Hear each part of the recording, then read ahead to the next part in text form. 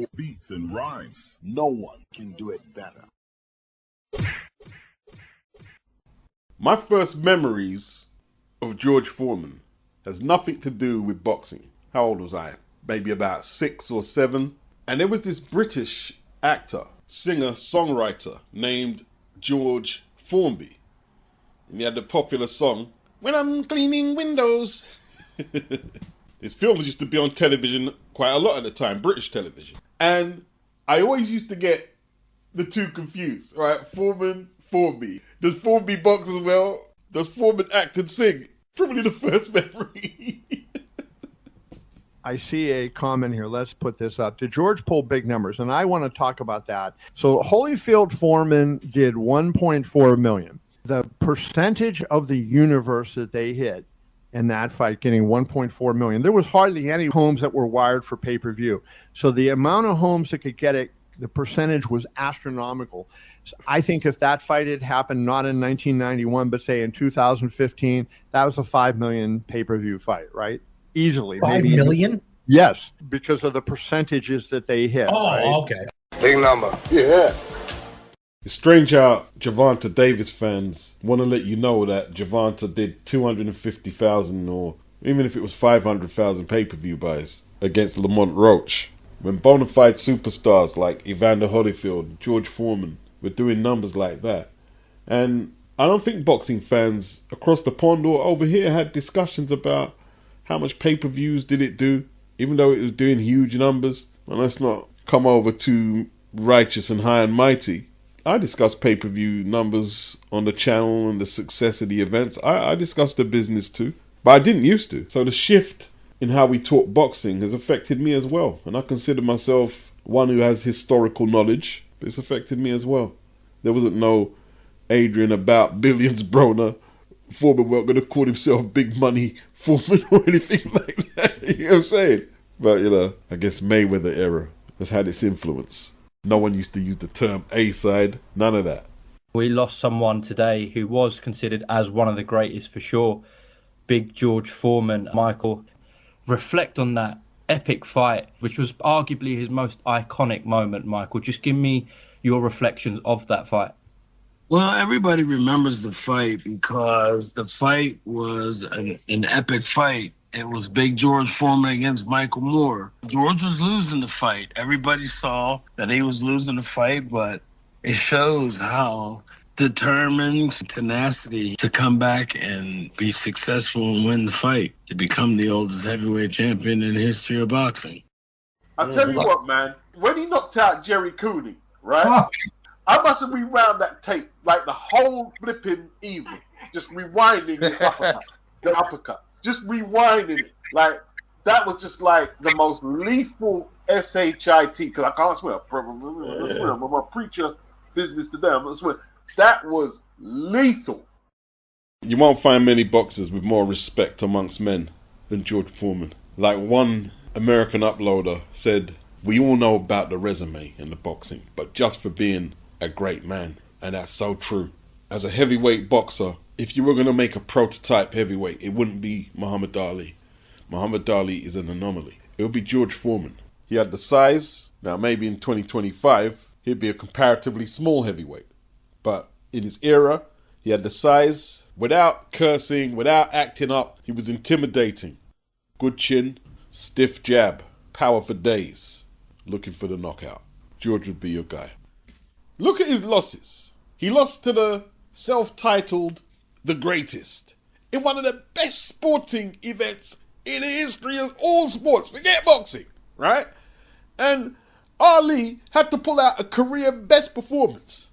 They even titled his strategy of how he did it, the rope-a-dope. Ali had to pull out a career best to beat George. And then on his second comeback, challenged Tommy Morrison for the WBO title. Morrison was a power puncher who went looking to take people's heads off. When he fought George, my man was on his bicycle and he outpointed George. For the WBO title, he was on his bicycle. Like the punishment he took, especially 3rd, 7th and 10th round against Holyfield, and then come back with his own shots and had Holyfield a little unsteady. The last fight of his career, George was lineal champion when he lost that controversial decision to Shannon Briggs. Last of a dying breed. arguably second most popular boxer ever after Ali. To take out a prime Norton and Frazier 2 rounds apiece. The man's a beast. I mean, for Frazier, it's just a horrible style matchup. That's all it was. I remember reading a magazine and a writer describing it as George dribbling Frazier around the ring like a basketball. And back then, man, look at the locations they used to fight. The Norton fight was in Venezuela. The Frazier fight was in Jamaica. Obviously, you had Thriller in Manila, Philippines. Frazier and Ali, Rumble in the Jungle, Ali, Foreman. 1973, Kingston, Jamaica. Foreman, 37-0. Took on the champion, Joe Frazier, 29-0. This was a super fight indeed. Second round stoppage victory for Foreman, with Donking famously, as they quote, arrived in the arena with the champion Joe Frazier in a limousine and left with the new champion George Foreman and his entourage.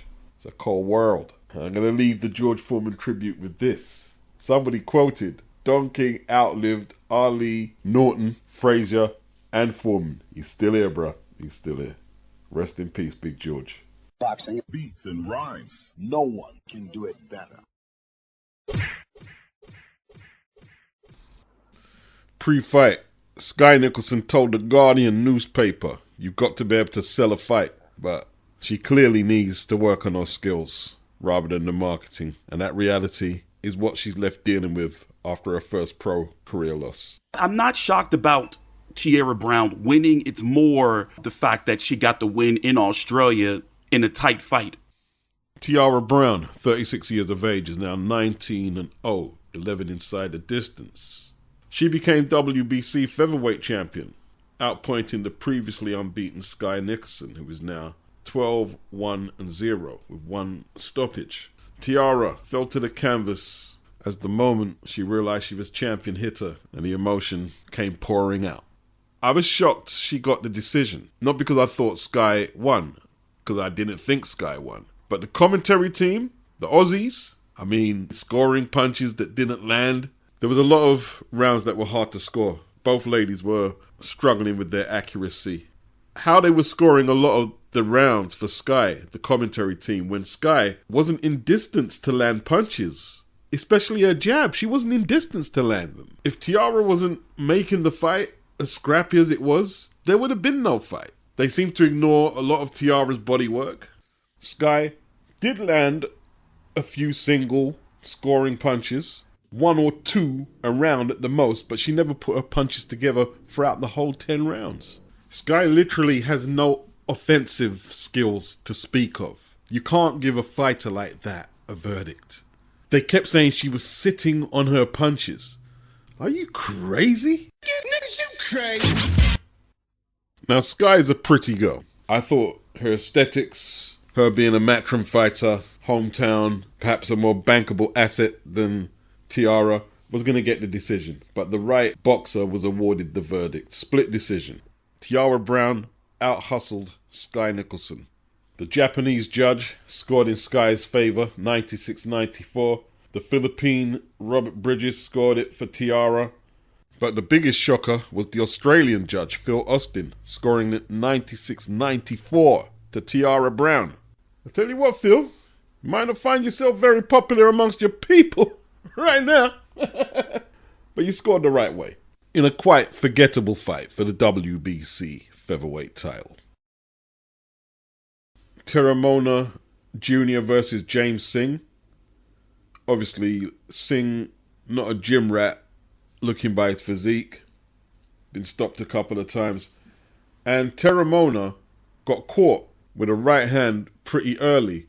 And that's because this TERAMOANA guy came out very excited, not using his jab, not using his fundamentals. And unless he calms down, he'll find himself on the canvas. And possibly by someone he's not supposed to struggle with. Throwing them long uppercuts from far out. But he kept swinging, and the woefully conditioned Singh went down. 1 knockdown, follow-up combination, and it was over. TERAMOANA said he wants to be challenged, and perhaps he's technically better than what he showed here. Perhaps seeing his opponent wasn't prepared physically, he thought he'd just get him out of there early. First round stoppage. TERAMOANA is now 7-0, 7 inside the distance. Based in Australia, 27 years of age, and he was a good amateur. Eddie Hearn said he's going to be moving fast soon, suggesting they're going to be stepping him up levels. There's no rush, in all truth. He's only had 7 fights. There is no rush. There is no rush. But it seems like this TERAMOANA wants to challenge himself already. This fast-tracking stuff. I tell you what, before the internet, when the television networks didn't have long enough slots to show the whole card, the spotlight is constantly on these prospects. The expectation is to step them up quicker. It is what it is, and let's see what they do with TERAMOANA. George Kambosos, the smaller man he appeared to be against Jake WYLLIE, had the better hand speed, the better footwork, and was landing good left hooks, good combinations, good jabs, and was outboxing his less experienced opponent.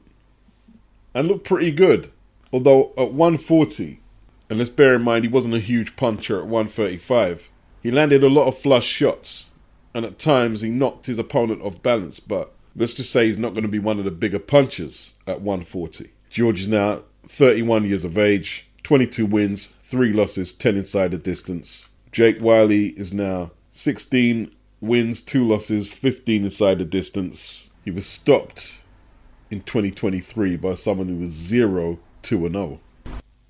WYLLIE was tough, he was fit, he was strong. More a natural 140 pounder than Kambosos. He was hungry, he made it tough. He wasn't going to give in. He only had a couple of days to prepare, 5 days to be exact. Was competitive, landed some good punches. It was a good fight. The fight threatened to run away from George Kambosos from around the 8th or the 9th. Head clash, and blood was trickling down his face. And it threw Kambosos off the nice rhythm he had previously. It was a comfortable yet competitive win for Kambosos over 12 rounds. And I believe WYLLIE got himself a contract with Matchroom Boxing on the strength of his performance. Well done. Now hopefully the cut for Kambosos isn't too serious, because Eddie said at the end of June they have a date reserved for Richardson Hitchens, the newly crowned IBF Super Lightweight champion, to defend against Kambosos in New York. I tell you what, man, if Kambosos was to beat Richardson Hitchens at this stage, then I'd have to question what I know about boxing. I really would. I just don't see him having a chance. That'd be the second Australian that Hitchens will face on the bounce. Last time out, he outpointed Liam Paro for the IBF strap. I think many would prefer to see Hitchens defend against Sibrel Matthias, who is ranked number 1, but hasn't been called up for a mandatory shot at that strap. But George Kambosos, it is. Staying with all things Australian, Jai OPETAETAIA won the belt in 2022 against Maurice Bradis and made his mark on the world scene. Unfortunately, his jaw was broken in that winning effort, and that kept him out until late 2023. And after he stopped Jordan Thompson, he called out Chris Billiam-Smith, seemed reluctant. Him and Ben Shalom seemed reluctant to take the fight. Billiam-Smith has since lost the belt, and now they're calling out Zerdo, and Golden Boy are dragging their heels. And it's been very frustrating that he can't get these unifications. WBC champion Badu Jack is fighting Ryan Rozicki, and this is why in some ways, even if it was just a spiteful gesture, and Turkey was to get rid of the sanctioning bodies, just oust them out of business, this is why a lot of people would support that. You're letting your champions fight also Rands when the unification should have been happening a long time back now. You know, Badu Jack is now champion. They had Noel Gerver, as I knew him as. He's champion in recess now. So now, in June, Jai defends his IBF title against Claudio Squio, an Italian, undefeated in 17, 9 inside the distance, 34 years of age. I see a lot of fighters with losing records on his resume. A lot. But they're keeping Jai busy, I guess. Claudio is ranked number 14 by the IBF, and this is a fractured division cruiserweight. I think Zerdo Ramirez is going to fight Dorticus next. I don't know if Dorticus is mandated, but there's ways around that. Unification over a mandatory, there's ways around that. What's the likelihood that Squio gets past the 3rd or 4th round against Jai? Nice back and forth for the Boxing Voice. Should get good numbers between Gabe Rosado and Bill Haney. Some people might look at it as real beef, but what I'm getting to learn with Americans, it's not always real beef. Sometimes they just hash their things out really aggressively. Maybe it's just the way they relieve stress. It is what it is. In all truth, Gabe can't say Devin is a crap fighter, and Bill can't say Gabe is a crap fighter, right? You could argue Gabe should have got the decision against Peter Quillen. You could argue that. And he's had good wins. Beck the Bully stopped him early, didn't he? Jumped up from 154 to challenge Triple G. He took Triple G further than a lot of the people who Triple G was fighting at that time. A lot further. And gave him some good rounds. I won't say issues, he gave him some good rounds. To me, he drew with Jamel Charlo. That was an even fight, right? And they blatantly robbed him against J. Leon Love. J. Leon popped dirty and they changed it to a no contest. Look, Gabe is a road warrior. And Devin is an undisputed 135-pound champion, a two-weight world champion winning another title with an excellent win against Regis Prograis. Maybe his career best performance. They're both good fighters, you know what I mean? As far as I'm concerned. But that's not really what interested me. The problem is that Berlanga, he made a lot of money with Canelo, and he thinks that every fight is supposed to be that kind of money. And how Eddie Hearns kept his word and gave him that Canelo fight. And that man made the amount of money he made in that fight.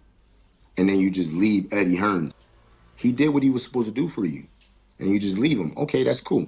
He thinks that he can fight Plant and get that same kind of money with Plant. Plant ain't Canelo. He kind of acting crazy with the money. Like I said, Edgar Berlanga has used Top Rank and Matchroom, in my opinion, tried to spin false narratives while he's left both promotional outlets. Eddie Hearn told Gabe Rosado he could make a fight with him and Berlanga, a headline fight in Puerto Rico. But Berlanga has decided he's going to be a free agent. But you know what he's going to find out now? The promoters out there, they're going to be thinking, you just jumped ship on your promoter who made you $12 million in 3 fights. 2 of them fights were layups. The other one was against Canelo. And now you're coming over here to get money? Got a little money from the Canelo fight. So right now, he's trying to look to see what promoter he can fleece money from for fights that probably won't generate the type of money he wants. But the industry now have the heads up on this guy. He doesn't want to fight no real competition. He doesn't want to work with the promoter and let the promoter do his job. He's never beat a major contender. His only world title shot so far, he lost. Now we have to rebuild. Rebuilding fights do not get you Canelo money. What if Bivol counters with, I will fight Benavidez. I'll agree to that before April 8th, but it has to be on Turkey's show. It has to be in Saudi. I'm the champion. No, because the best, I can give you credit to Turkish Al Sheikh.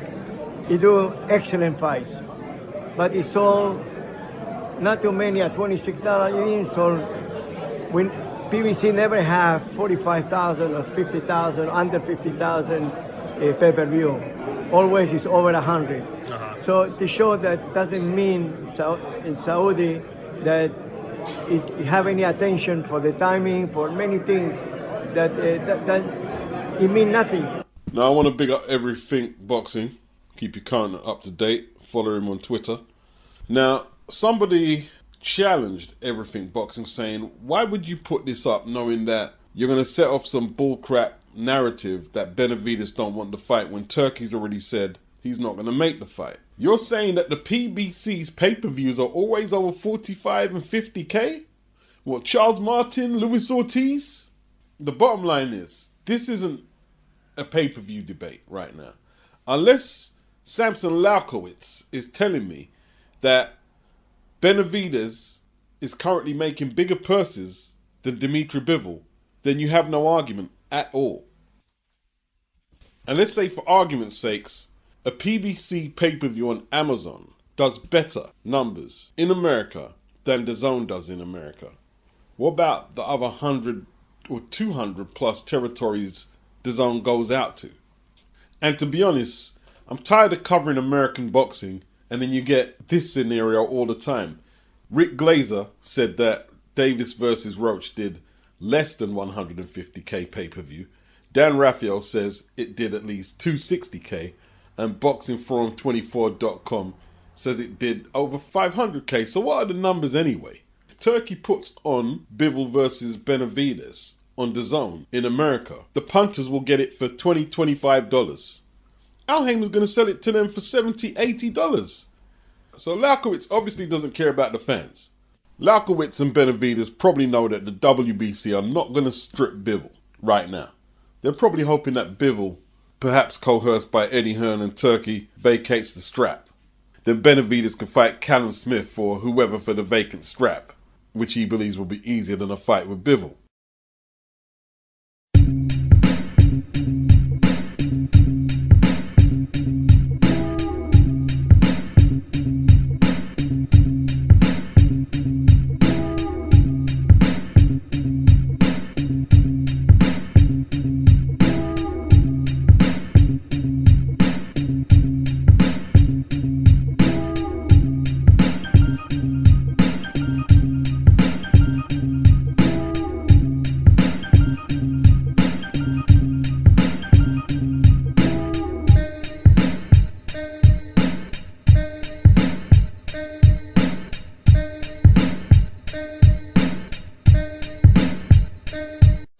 Beats and rhymes. No one can do it better.